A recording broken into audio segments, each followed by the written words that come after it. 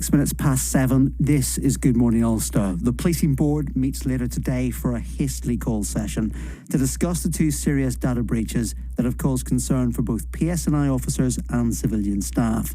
The police have now revealed that they're investigating the theft of documents, including a spreadsheet containing the names of over 200 serving officers and staff. Yeah, it's understood that that happened on July the 6th. It was taken along with a police-issue laptop and radio from a private car in Newton Abbey. Details of that second breach emerged less than 24 hours after the accidental publication of personal details of all officers and civilian staff on the internet. So the first data breach that we've been talking about for the last 32 hours, really, including the names, ranks of the units that people work in. Well, let's speak to Professor Kevin Curran. He is Professor of Cybersecurity at Ulster University. You look at these data breaches, Professor Curran, and can I just ask you for your immediate reaction to the way it's been handled for the kind of data breach that we have seen, because it feels like this is simply human mistake. It is, although the correct term is a data leak in this case, rather than data breach, because it was inadvertently shared. But there are tools. We have data loss prevention tools again, which can prevent this again. Now, obviously, our systems are very complex again, but data classification is used by many organizations in the modern era. And again, that's where you tag documents as being sensitive, confidential, also public, whatever else again. And these tools actually can work they work in the background, and they can prevent leaks if any document has been correctly tagged. And there are so many companies out there, and I work with many that work in data loss prevention. And the whole reason with these tools is to prevent something, a sensitive document, being shared again, even an email or through messages, and it can scan photographs. It covers the endpoints and the main systems just to prevent these type of incidents happening again. So whether or not the police, the PSNI, had data loss prevention tools in place, because of course, like any software, it's not 100%, but it can capture most of the leaks which can happen again. So this was a data leak. I mean, it's accidental. It sent out some of this information, and certainly in the case of the first leak. Whenever you look at that and you think about the handling of information, are there questions for the PSNI about how they manage and train staff on a very simple basis?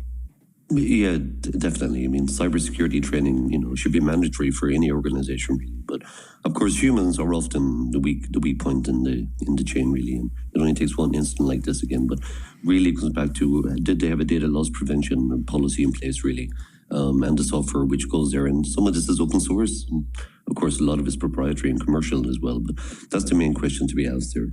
Whenever we look at the case of what we now believe to be the first data leak, as you put it, which is basically something we only discovered yesterday, but actually happened over a month ago, and that was the stealing of a spreadsheet, the stealing of a police laptop as well, a police issue laptop and radio.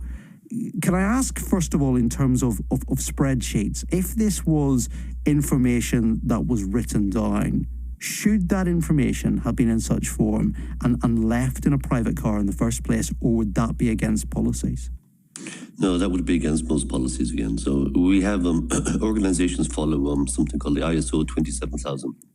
Again, generally, to be able to tender for any contracts, whatever else, you have to be able to tick off every box in these checklists. And that's really what they are. This ISO 27000 standard, again, is used around the world, really. And it covers everything from, can people walk do they need a card access to get into your building? Who's got control to the servers?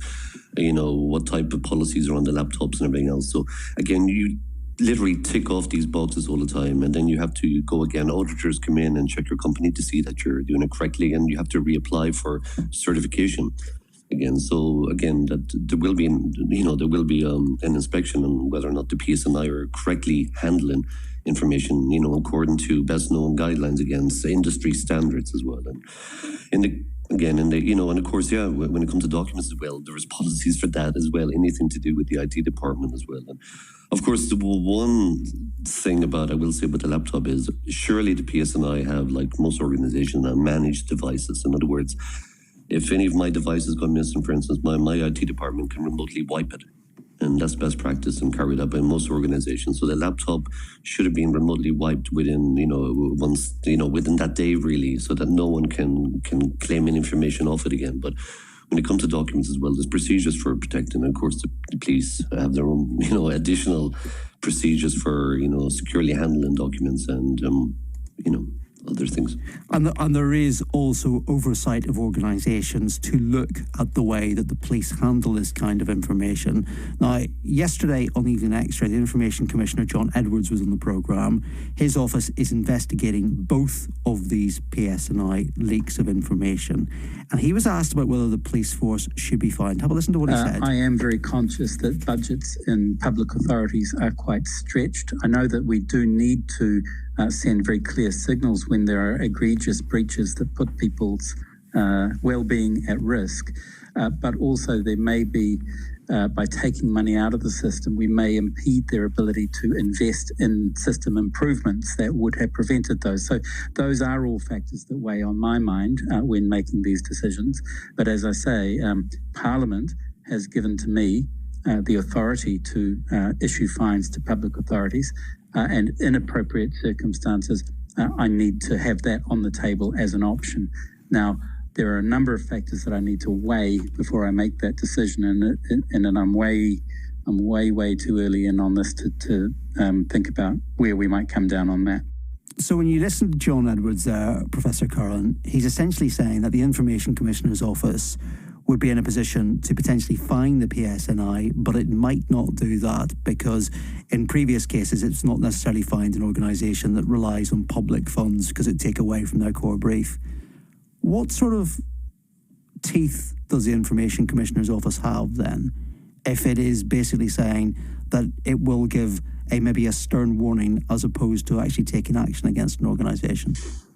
Yeah, actually, the UK are trying to weaken laws and fines, but no, they do. They can fine anyone. In fact, 2 years ago, they fined the Cabinet Office $500,000 because the New Year's honours list, the personal details, home addresses were leaked off all the recipients again. So in that case, they fined them $500,000. So they can fine anyone as well. And of course, it's a public authority, so we're just fining the PSNI, but we can't have one rule for others again because fines and regulations without fines really in cybersecurity don't have any teeth. So the PSNI cannot be exempt from this either. So, if we're going to fine if we're going to fine private companies, again, we have to fine public authorities as well. Otherwise, the regulations will be ignored. So is John Edwards wrong then when he says that he's taking into account that it's publicly funded? Is he wrong to say that basically he should take that into account about whether he decides whether they should be fined or just given a warning? No, he's wrong there because, we've seen that with the Cabinet Office being fined. Otherwise, government organisations which hold so much private and sensitive information on us again, which is leads, in this case, obviously, this is horrendous for the PSNI because, I'm just thinking, I work with the cybercrime unit so much, and again, all evidence now nearly is collected digitally, and it's so important, and there's so many rogues out there. So, if these guys can figure out that some of these guys work for the cybercrime unit again, we're going to, it's a real worry, really, the fact that it has been leaked again. So, no, we have to be able to fine public authorities just as much as any other company. Professor Kevin Curran from Ulster University, thank you very much indeed.